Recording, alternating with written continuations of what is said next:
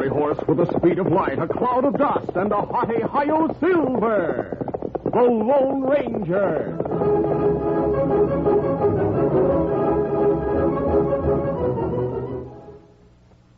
General Mills, makers of Cheerios, the ready-to-eat oat cereal that gives you go power, and Wheaties, the breakfast of champions, present by special recording, The Lone Ranger.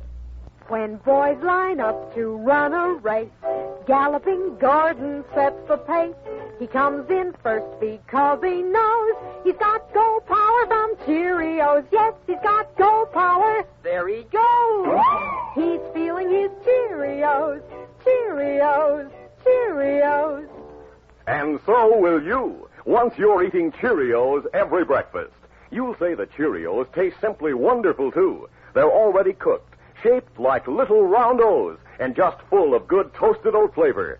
Pour out a big bowlful, add fresh milk, and pitch in. You can almost feel the go power. For a Cheerios breakfast is one of the finest ways you can get the vitamins, proteins, and minerals your body needs. A bowl of Cheerios and milk really starts your day right. Helps give you the good red blood, strong bones, and muscles.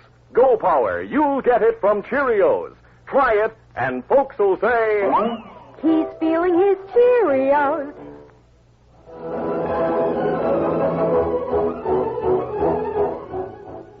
With his faithful Indian companion Tonto, the daring and resourceful masked rider of the plains led the fight for law and order in the early western United States. Nowhere in the pages of history can one find a greater champion of justice. Return with us now to those thrilling days of yesteryear. From out of the past come the thundering hoofbeats of the great horse Silver. The Lone Ranger rides again. Come on, Silver. Let's go, big fella. I'll Silver. Hooray!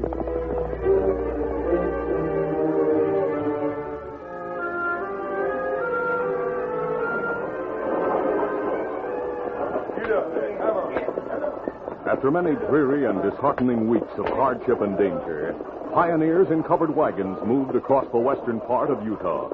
They hoped to reach the Nevada border and the town of Border City within a couple of days. But this hope was never realized. The veteran guide riding beside the lead wagon was the first to sense disaster when he heard an Indian war cry. Indians coming from the north! He saw savages riding from the crest of a hill. Form a circle! Pass the word! Form a circle! Indians coming! Get the wagons together! Tighten the circle before the Indians get going! The pioneers worked with speed born of desperation. When the wagons were in position, the women unloaded firearms, ammunition, and medical supplies, while the men unhitched the horses, then tipped the heavy wagons to their sides. All right, boys! Work her over! Hey, do you think the floorboards of the wagons will stop rifle bullets? Let's hope so. It's the only protection we've got. The Indians are starting to ride in a circle around us. Let them have it.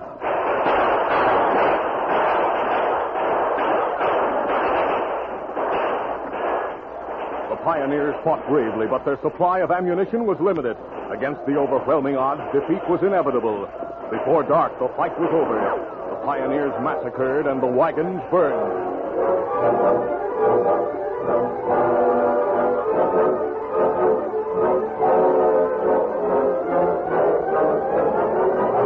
That night, the lone survivor, a boy of 16 who had lived through the massacre by feigning death, moved through the darkness, away from the scene that wrote an infamous page in the history of the West.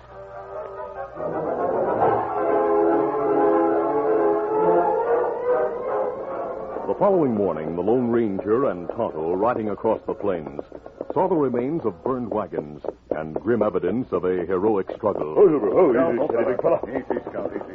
The work of Apaches. After making sure that all the pioneers were beyond earthly help, the Lone Ranger said, Too many for us to bury, Tonto. We'll report this to the fort. Let's examine the ground beyond the circle of wagons. On the soft ground, the masked man and his companion found many tracks of unshod ponies. A big band of Indians, Tonto. Them come from hill over that way. And they went away over the same hill. Notice all the rifle shells. Look like cartridges from Sharp's rifle. Yes. I wonder how the savages got modern weapons. Me wonder, same thing. A lot of Apaches armed with Sharp's rifles. That means more trouble to come. Kimasabi. Yes? Here, boot mark. Let me see. Those are not made by an Indian. That right. White fella walk here. He headed west, and his trail's on top of the pony tracks. He was alive after the Indians left. Him got long walk to border city. Maybe we follow tracks, catch up and help him. Yes, we'll do that, Tonto. But first I want to ride up that hill. You think Indians camped on the other side? No, but the tracks beyond the hill may tell us which way they went. Oh. All right, let's go, Tonto. Easy, Easy, steady, big Scout, fella. easy, fella. Come on, Silver. Come up, Scout. The two men, both highly skilled in reading trail signs, followed the tracks of Indian ponies across the level plain and up the hillside. They were but a short distance from the crest when the sharp eyes of the Lone Ranger saw something on the ground. He called, Right in, Tonto. Go, Silver, go. Oh, fella. I'm going back a few yards to look at something beside that boulder. Come on, Silver. Come, Scout. Come, fella. What you see, Kimasabi? You were farther away from the rock than I was. Well, here we are. Go, Silver. Go, easy, steady. Oh, fella. Easy, Scout. Easy, fella. Oh, what's that? A half-smoked cigarette. Oh. There are others close to rock. Someone here for a long time and smoked plenty cigarette. There were two men standing here, Tonto, and they wore boots, not moccasins. There are marks of horses. Big horses wearing shoes. Two men stood behind and beside this rock and watched the attack on the wagon train. Me wonder who men are. That's something to find out. If they were... Oh. Have you found something? Maybe this helps. A small velvet tassel. Me see tassel like this on plenty fancy hat in Mexico. That's right. This might have come from a Mexican hat. We'll take it with us. Kimasabi, Yes? me hear hoof beats. Horses coming from the other side of the hill. putting into his pocket the red velvet tassel that had probably been one of many that dangled from the wide brim of a fancy sombrero. The Lone Ranger looked toward the crest of the hill. 6 troopers rode into view from the far side. A lieutenant, a sergeant, and 4 privates. Well, them see us. We stay here? Yes. They may know something about the Apaches. Stay where you are. Easy, boy. Steady. Fast, huh? Sergeant, keep these 2 covered. Lieutenant, there's been a massacre. That's why we're here.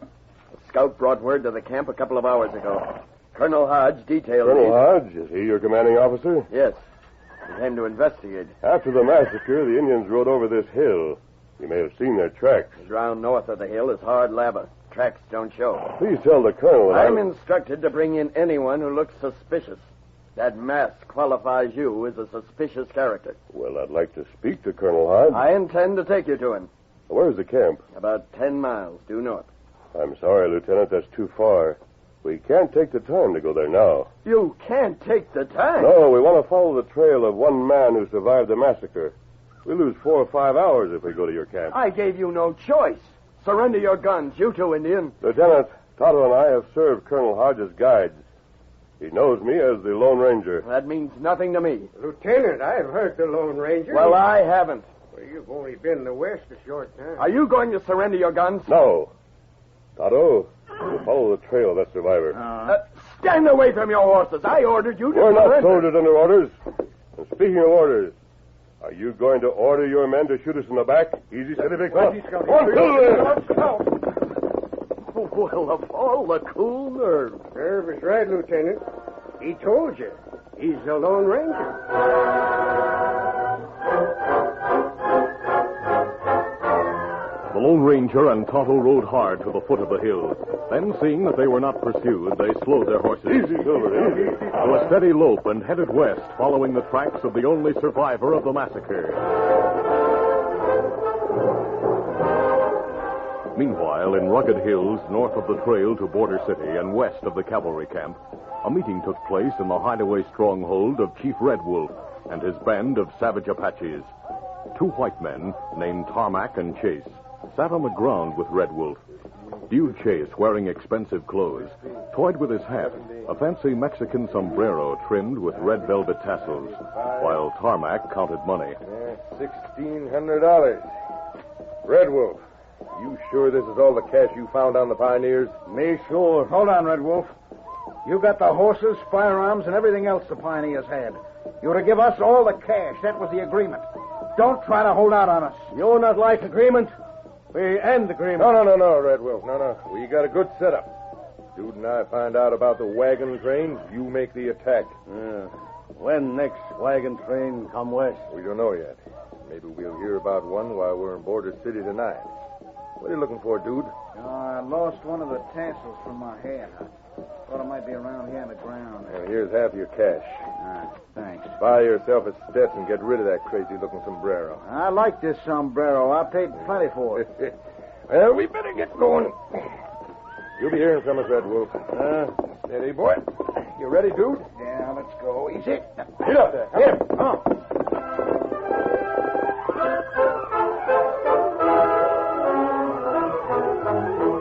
We'll continue our Lone Ranger adventure in just a moment. 'Cause champions are made, not born. Yes, sir. Get on your way. Get on your way. Get on your way with Wheaties. Something to think about, isn't it?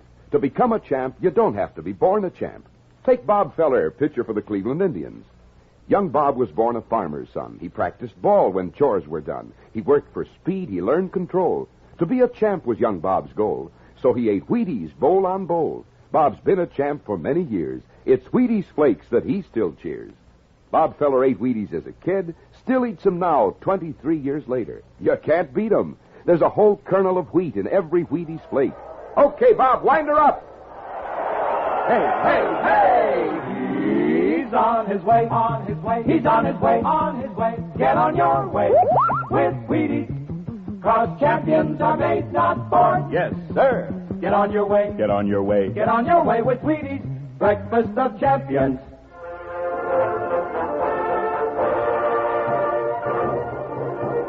Now to continue. The Lone Ranger and Tonto, following the clearly defined boot marks, held Scout and Silver to a steady pace.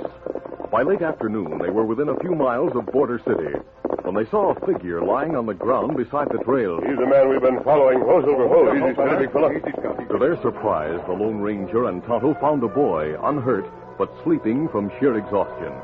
Good food and the Lone Ranger's understanding and sympathetic manner soon won the confidence of the boy, who gave his name as Billy Milton. He fought back tears as he told of the massacre and his parents who had been killed. The Lone Ranger said, Billy, we're going to take you to the home of a lady who lives at the edge of Border City.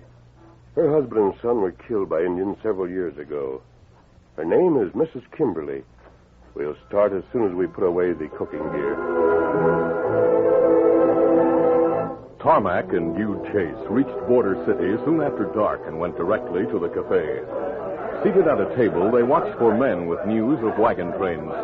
Presently, a man rushed through the batwing doors and shouted, Hey, kids! Dude, he looks familiar.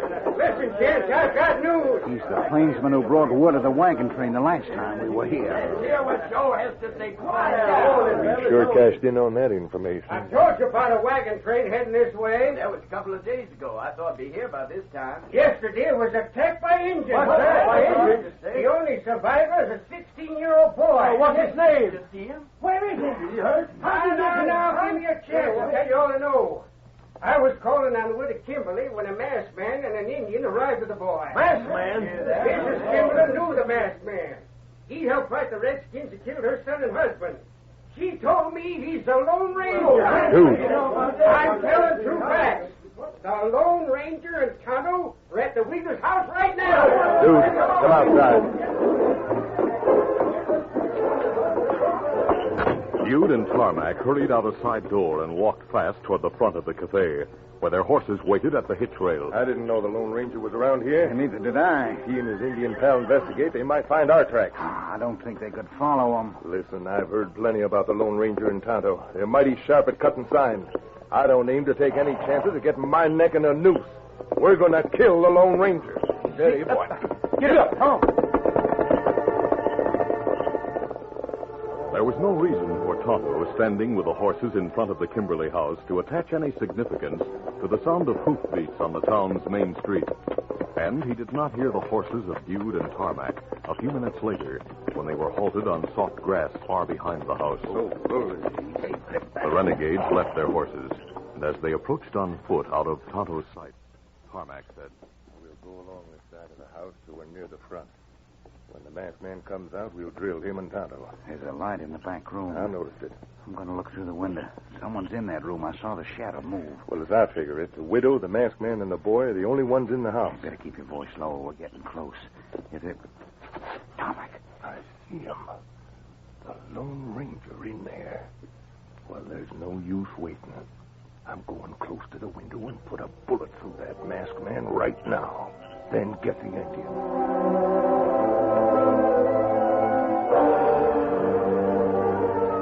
Wholly unaware of the threat of death, the Lone Ranger stood beside Billy in a small, neat bedroom and smiled at the boy's wide-eyed admiration. Golly, it's a fine room. I can't believe it's going to be mine. Mrs. Kimberly's son used to sleep here. Do you think she really meant it when she said she'd be glad to have me live here? I know she meant it. She's unpacking all of her boys' clothes in the other room. They're to be yours, too. You live here, Billy, and go to school. What, the window? Move fast. The masked man drew and fired with lightning speed as he shoved Billy to one side. Tell Mrs. Kimberly to stay where she is and not to worry. Yes, sir. The fast move and quick shot threw off Dude's aim. The Lone Ranger saw two men running away from the house and toward two horses.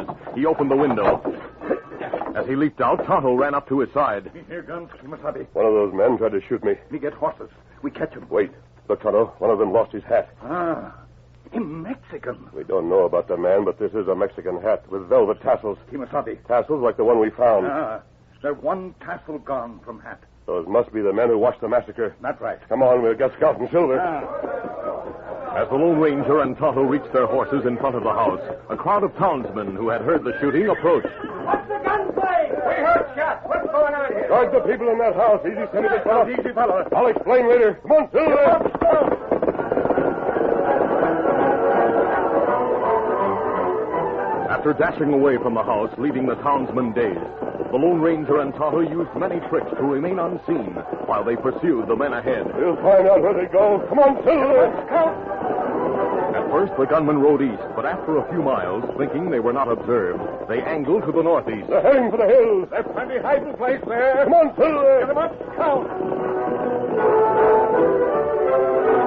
The outlaws reached the hills at midnight. After that, it was increasingly difficult to keep them in sight. The rugged ground was studded by countless boulders and cut by many canyons. When the men ahead drew rein to rest their horses, the Lone Ranger and Tonto did the same, some distance away. Easy, fella. Easy, fella. Me wonder how far them go. Tonto, those men undoubtedly led the Indian attack. They may be going to join their Apache friends. If we follow them, we meet over 100 men. We'll need lots of help. You ride south. Get ahead of those two. Then go east as fast as possible to the cavalry camp. Not north of where Indians attack wagons. Yes. Tell Colonel Hodge the situation. And what you do, Kimasabi? I'll keep following and try to locate the hideout. How soldiers know where hideout is. I'll signal with smoke. Kimasabi. Bad men see signal. Them try get you. I'll hope that the cavalry gets them first. Tell me go now. Easy, Scout. Easy, fella. Good luck, Kimasabi. Adios. Adios. Get them up, Scout.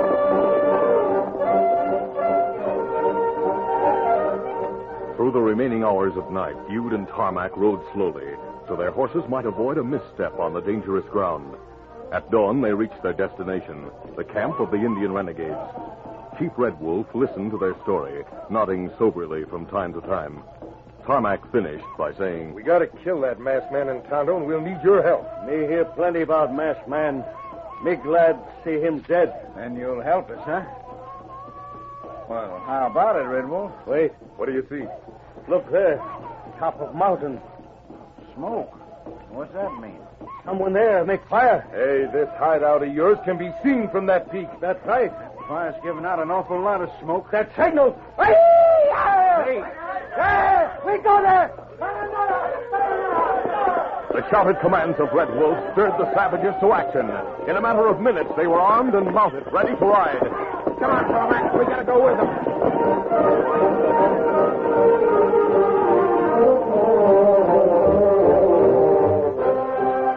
The Lone Ranger, watching from behind a boulder that concealed himself and his horse from the view of the oncoming savages, knew that escape was out of the question. He drew his guns, prepared to sell his life as dearly as possible. Silver, the first shots are for the white renegades. Never shot to kill. But this time, please, Lord, direct my bolts. For a moment, the masked man's eyes were closed in prayer. The troopers. Silver, the smudge fire did it. The Indians were caught in plain view of the hard-riding men in uniform who charged up behind them. Devastating gunfire broke out. The masked man mounted Silver and joined the fight. Come on, Silver! Soon many savages were killed. The rest, including Red Wolf, threw down their guns. Hughes and Carmack also surrendered.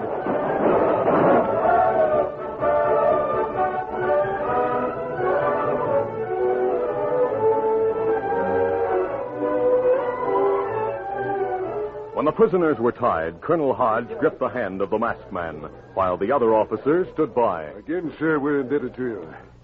We've not only captured those renegades, we've recovered the rifles they stole. I'm glad we could be of service, Colonel Hodge. You and Tonto. Colonel, we'd like to leave at once. There's a lad in Border City who's waiting to hear that these savages are captured. You tell that boy they'll pay in full. Good. Come on, Tonto. You ready? Come on, Silver! Gosh, Colonel. Yes, Lieutenant. Now I see what the sergeant meant. What do you mean? He told me I'd be loco to try to capture the Lone Ranger. I'll Silver!